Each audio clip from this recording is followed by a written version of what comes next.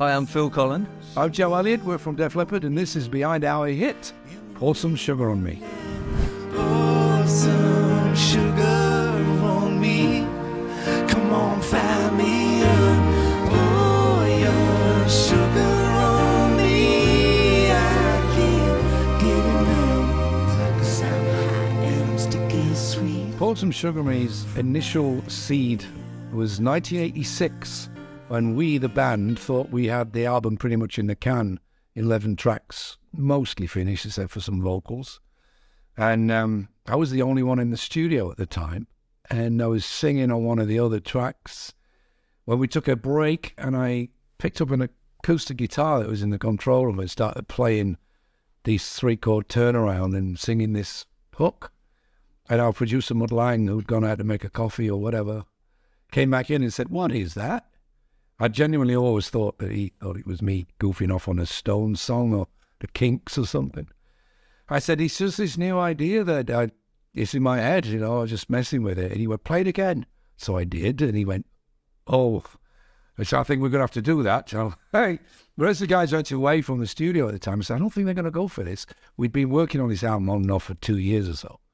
And he said, no, this could be really important. So fresh piece of tape goes onto the multi-track machine, and he programmed a drum machine, just said, play it again, and he worked out a drum pattern. It was a bit like We Will Rock You, put a machine bass on it, and then threw some chords down, and he said, "What are the words?" And we started singing the chorus, which was, "Pour Some Sugar on Me," and did a harmony on it, and just put a real crappy demo together. And then when the rest of the guys came back to the studio a couple of days later, it was that classic cliche, well, there's some good news and there's some bad news. And the good news is that we got a new song. But once they'd heard it, everybody was on board. And then Phil took it to the next stage by coming up with that awesome guitar riff on the verse. And then it was pretty much the quickest thing. It was 10 days, actually. I mean, we had to do some vocals and stuff at the end of it, but everything else took 2 years. And then this was like, because it was so exciting, and it was like, it just kind of, you knew what it had to be. You kind of presented itself, if you like, We just had to follow it. I think the first initial seed of a vocal melody was a bit more like Come Together by the Beatles. It was more half-time.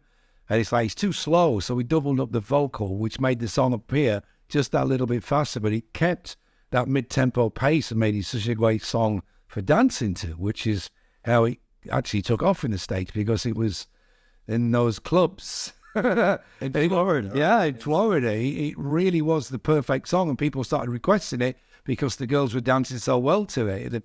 It was, and Mutt actually said, didn't he? He says, it's got to be danceable, and he didn't mean disco. He meant he wanted it to sound good if somebody was on the pole.